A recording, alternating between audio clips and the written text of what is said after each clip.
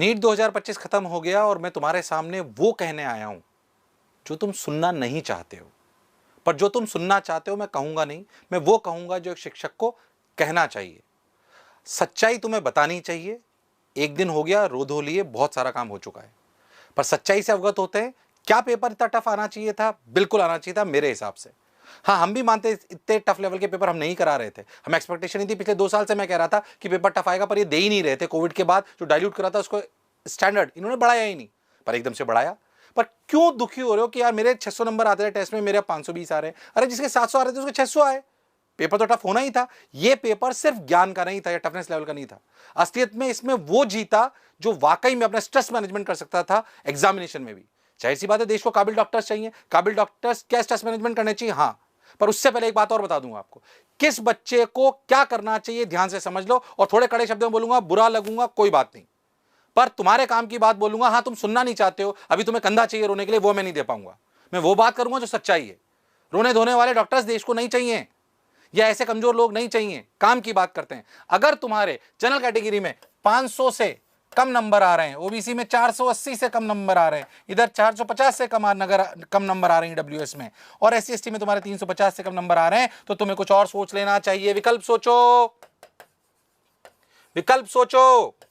रोना बंद करो, विकल्प सोचो। रोते हुए इमोशनली कोई भी व्यक्ति दुनिया में निर्णय जो लेता है वो गलत लेता है, ये सब लोग जानते हैं। अपने मन को काम एंड कंपोज करो। सबने मेहनत करी है, और मैं तो कह रहा हूं पेपर इजी आता तब भी क्या सीटें बढ़ जाती। मैं तो कह रहा हूं जिसके पिछली बार 650 आए थे उसको भी कॉलेज नहीं मिला, तब भी वो बहुत दुखी हुआ था। इस बार हो सकता है कि 590 वाले को मिल जाए, तब भी वो दुखी हो सकता है, क्योंकि उसने सोचा कुछ और था। उसको लगेगा मेरे 650 नंबर आ सकते थे। ये दुख वाली प्रक्रिया हर साल होती है, इसमें कोई खास बात नहीं है। जो सेलेक्ट नहीं होंगे उनको या तो विकल्प ढूंढने पड़ेंगे या दोबारा तैयारी करनी पड़ेगी। विकल्प हमारे पास क्या है? या तो हम दोबारा तैयारी करें, या तो दोबारा तैयारी करें। और तैयारी के लिए एक बात बता दूं आपको, या कुछ अपने कॉलेज ढूंढे, जो भी हमें ढूंढना है, जो भी हमें आगे एजुकेशन के लिए ढूंढना है, उस पर अपन बात करें।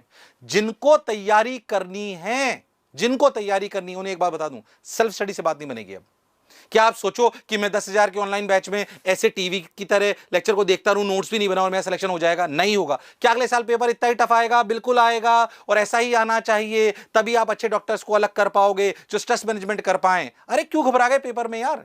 घबराने वाला पेपर नहीं था ये। जो नहीं घबराया वो ही सिलेक्ट हुआ। क्या अगर आपके पास एक्सीडेंट होकर कोई ऐसा पेशेंट आ जाए जिसका सर फटा हो और आप खुद घबरा जाओगे, तो अच्छे डॉक्टर कैसे बन पाओगे? इसमें कौन सी शक और संशय वाली बात है? तो जो नहीं घबराया, ये एग्जामिनेशन, बार बार कह रहा हूं, ये एग्जामिनेशन सिर्फ और सिर्फ ज्ञान का नहीं था, ये स्ट्रेस मैनेजमेंट का भी था। ठीक है, एकदम से आया, हम भी मान रहे हैं, हमने भी बच्चे को बहुत सारे पेपर इस लेवल के नहीं कराए, कुछ 1-2 पेपर ही ऐसे कराए। मान रहे हैं हम इस बात को बिल्कुल कि कुछ ही पेपर इस लेवल के कराए, कुछ तो कराए थे, पर बहुतों ने बिल्कुल कुछ नहीं कराया। बिल्कुल आसान पढ़ने से बात नहीं बनेगी। जो तैयारी करना चाहते हैं उनको बता दूं, पेपर आसान नहीं आएगा अगले साल। फिर से सिर्फ सेल्फ स्टडी करने से, या सिर्फ और सिर्फ घर पे बैठ के पढ़ने से, या मुझे तो बायो आती है, मैं कोचिंग पे क्यों जाऊं, मैं क्लासेस में क्यों जाऊं, नहीं होगा सिलेक्शन। पढ़ना पड़ेगा। एनसीईआरटी से ही पेपर आया है, बट क्या एनसीईआरटी के डायरेक्ट पूछ लिया? नहीं, एनसीईआरटी घुमा घुमा के पूछी है उसने। उससे आपको सवाल बनाने आना चाहिए, उससे कैसे कैसे सवाल बन सकते हैं वो आपको आना चाहिए। 2-2, 3-3 चैप्टर फिजिक्स में उन्होंने मिला लिए, बिल्कुल आएंगे 110%। और अगर आपको तैयारी नहीं करनी है तो भी दिमाग लगाइए, ऐसे नहीं कुछ भी सोच लिया। बहुत सारे विकल्प होते हैं। अगर आपका ये वाला क्लियर नहीं हो रहा है तो इसके लिए मैंने एक नीचे लिंक पे वीडियो भी बना रखा है, पिछले साल बनाया था, जो बहुत अच्छा है, जिसमें सारी डिटेल बना रखी है कि वेटनरी में जा सकते हो, फॉरेंसिक में जा सकते हो, बीएचएमएस में जा सकते हो, बीडीएस में जा सकते हो, वेटनरी वाले कॉलेजेस में आप जा सकते हो, B pharma, D pharma, nursing, बहुत सारे विकल्प है जो आप कर सकते हो। बायोटेक्नोलॉजी की रिसर्च में आप जा सकते हो, जो मिलिट्री वाले कोर्सेज होते हैं जिसमें फॉरेंसिक की टेस्टिंग करी जाती है, उसमें आप जा सकते हो। There are multiple options you have. BSc MSc करके आप आईएएस की तैयारी कर सकते हो। बहुत सारी चीजें हैं जो आप कर सकते हो, पर मैं तुमसे कहना चाहता हूं कि अब रोना धोना बंद करो और क्या करना है इस पे अपना दिमाग लगाओ। क्योंकि अगर तुम इमोशनली वीक रहोगे तो तुम्हारे घर वाले भी, मैं एक बताऊं आपको, अगर आप रोते रहोगे तो आपके घर वाले क्या सोचेंगे? बेटा कोई बात नहीं, तेरे से जो हो सकता है वो ही कर, कोई बात नहीं, तो अपने कमजोर भी रह जाएगा। मम्मी पापा क्या बोलेंगे? अगर बच्चा उनका दिन भर को रोता हुआ दिखेगा, क्या करेंगे? चलो तुम बताओ, क्या करेंगे? मुझे बताओ, क्या करेंगे? यही करेंगे। आज अगर मैं मम्मी पापा से पूरे टाइम दुखी होता क्या बैठा रहूं, नहीं यार मैं तो परेशान हो गया हूं, पता नहीं कितना काम है क्या है, तो मेरे को क्या बोलेंगे, यही बोलेंगे कि यार तू क्यों परेशान हो रहा है, कोई बात नहीं, हमने तो जो मिलेगा चल जाएगा काम। एक मैं बोलूं नहीं मैं लड़ूंगा, कोई बात नहीं, ये नहीं हुआ तो मैं कुछ और करूंगा, तो बोलेंगे बेटा हम तुम्हारे साथ हैं। वो जो तुम्हारी मनस्थिति है उसके हिसाब से वो तुम्हें निर्णय में सहायक बनेंगे। अगर तुम कमजोर नजर आओगे तो तुम्हारे लिए कमजोर निर्णय लेंगे, अगर तुम उनके लिए साहसी बच्चे की तरह दिखाई दोगे तो तुम्हारे लिए साहसी निर्णय लेंगे। तो तुम्हें साहसी निर्णय लेने चाहिए कि नहीं लेने चाहिए, बताओ मेरे को। कोई बात नहीं, एक जंग में हारे तो ऐसी कौन सी खास बात हो गई, बार बार इस बात को बोल रहा हूं।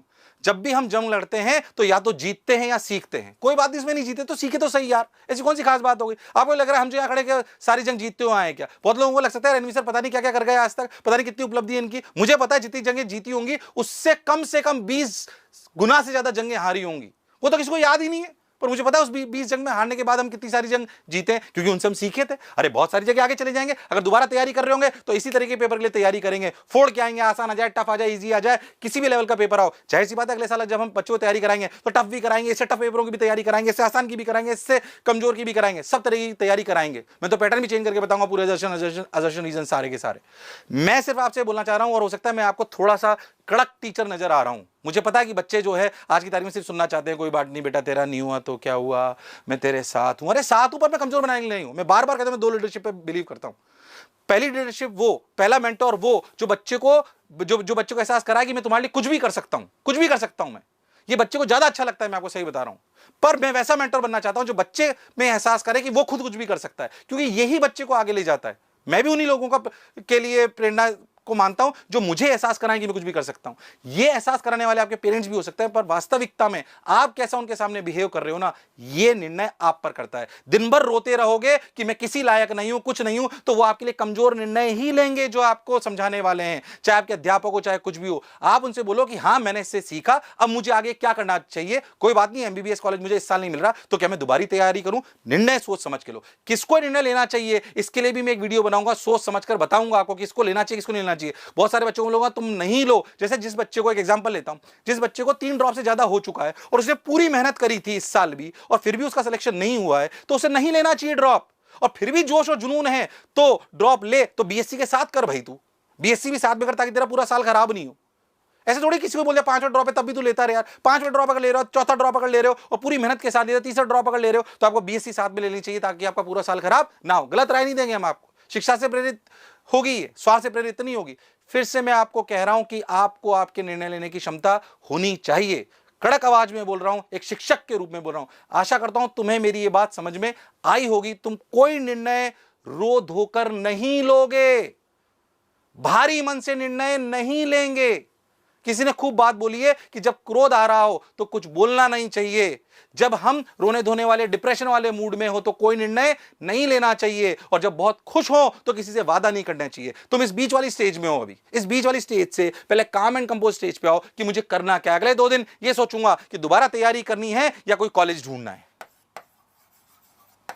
क्या करना है तुम्हें सोचना है कि कॉलेज में जाना है। अगर कॉलेज जाना है तो कौन कौन से में जा सकता हूं, बहुत सारा एक वीडियो बना रखा है उसमें देखो, और भी बहुत सारे दिख जाएंगे यूट्यूब पे, और उस पर रिसर्च करो भाई।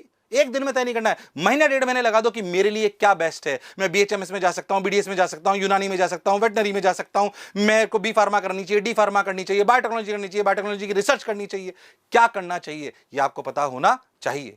फिर मैं आपसे कह रहा हूं कि हो सकता है कि मैं आपको थोड़ा सा कड़क अध्यापक लगूं, पर विश्वास कह रहा हूं आपको कि सच्चाई की दवाई थोड़ी कड़वी होती है। सच्चाई की दवाई थोड़ी कड़वी होती है और मेरे को यही सही लगता है।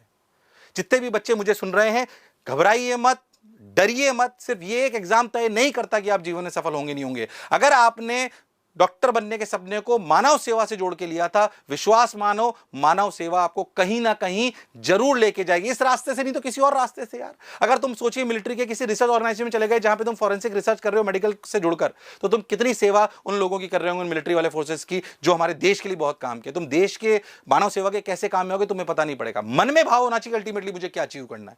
जाहिर सी बात है मानव सेवा करना है, खुद की एक अस्तित्व बनाना है और अपने घर का भरण पोषण भी अच्छे से करना है। तीनों चीजें अचीव करनी थी ना डॉक्टर बन के, यही तो अचीव करना था कि हाँ समाज में मेरा सम्मान हो, हां मैं मानव सेवा कर सकूं ताकि मुझे खुद से अच्छी फीलिंग आए और मैं अपने परिवार का भरण पोषण अच्छे से कर पाऊं ताकि मेरी समाज में भी अच्छी परिस्थिति हो। ये तीनों चीजें क्या सिर्फ एमबीबीएस डॉक्टर को मिलती है, बहुत सारे लोगों को मिलती है। इसकी बहुत सारे ट्रैक हो सकते हैं, उस पर आपको ध्यान देना आना चाहिए। पर आज समय है काम एंड कंपोज होकर निर्णय लेने का। अगर ये बच्चे जितने भी जो मैंने बोले हैं ये है, निर्णय लीजिए, मेरी रिक्वेस्ट है निर्णय लीजिए। जो ये बच्चे इस कैटेगरी में, निर्णय लीजिए कि तैयारी करनी है या नहीं करनी है। करनी है तो डट के करनी है, सेल्फ स्टडी काम नहीं आएगी। बार बार इस बात को बोल रहा हूं। बच्चे लाइब्रेरी में बैठ के क्लासेस छोड़ के या कुछ ज्वाइन नहीं करके लाइब्रेरी में बैठ के सोचते सेकंड ड्रॉप थर्ड ड्रॉप में कि यार मेरा सिलेक्शन हो जाएगा। नहीं होगा। क्लास आना पड़ेगा, उन टीचरों से पढ़ना पड़ेगा जिन्होंने एम्स के लिए बच्चों को पढ़ाया हुआ है, जिनको अनुभव है। सिर्फ खुश करने वाली पढ़ाई से बात नहीं पड़ेगी, बन पाएगी। सिलेक्शन के लिए पढ़ना पड़ेगा। 23 लाख 24 लाख बच्चों में से अगर 50-60 हजार सीटें हैं जहां पर आप पहुंच पाते हो ढंग की जगह पे, तो आपको मेहनत करनी पड़ेगी। तुम्हें बोलते बोलते ना मेरे पसीने आगे, भले स्टूडियो में फुल एसी चल रहा है, तुम्हें मजाक लग रही होगी ये वाली बात, बट सच्चाई है। मैं तुम्हें फिर से कहना चाहता हूं, थोड़ा कड़क आपको नजर, मुझे पता है हमने बहुत सारे लोग लिए हैं सर, समझते ही नहीं है। अरे मैं सब समझता हूं भाई, मैंने भी ड्रॉप लिया था, मैं भी तुम्हारे दर्द को समझता हूं, ऐसा नहीं है, पर तुम्हें कमजोर नहीं बनाना चाहता हूं। कमजोर बच्चे को कोई एक्सेप्ट नहीं करेगा आज से 5 साल बाद। आज तुम्हें सिंपैथी मिल सकती है रोने पर। सिंपैथी लेने के लिए नहीं बनना था तुम्हें डॉक्टर, काबिल बनने के लिए बनना था। तो काबिलियत और भी कई जगह हो सकती है, या तो दोबारा रिपीट करके अपने आप को प्रूव करो, नहीं तो कॉलेज ढूंढो। कॉलेज ढूंढने में भी मैं कम से कम महीना 1.5 महीना लगाऊंगा कि मुझे क्या करना है। अब टाइम इसी बात का है। आशा करता हूं कि मेरी कड़क बात तुम्हें कड़वी जरूर लगी होगी, पर तुम अगर अंतर मन से सोचोगे तो तुम्हें समझ में आएगा कि सर हमारे बड़े भाई और पिताजी की तरह बोल रहे हैं, पर काम की बात बोल रहे हैं और हमारे अच्छे के लिए बोल रहे हैं। मुझे लगा कि मेरे पास लगातार कल के बाद से लगातार मैसेज आ रहे हैं, रात भर दिन भर मैसेज। मैं इस तरह की वीडियो हालांकि ज़्यादा बनाना नहीं चाहता हूं, मैं लॉजिकल पे ज़्यादा बिलीव करता हूं कि कट ऑफ क्या होगी, उसमें भी मैं पूरा वीडियो बनाने वाला हूं। बट फिर भी मुझे लगता है कि बातें तुमसे मुझे कहनी चाहिए थी। मेरी किसी बात से अगर तुम्हारे को मैंने आहत पहुंचाई हो तो मैं उसके लिए क्षमा प्रार्थी हूं। बट जो मुझे एक शिक्षाविद के नाते, और क्योंकि शिक्षा ने मुझे सब कुछ दिया है, तो मुझे लगता है एक शिक्षाविद होने के नाते जो मुझे तुम्हें कहना चाहिए वो मैंने कहा है।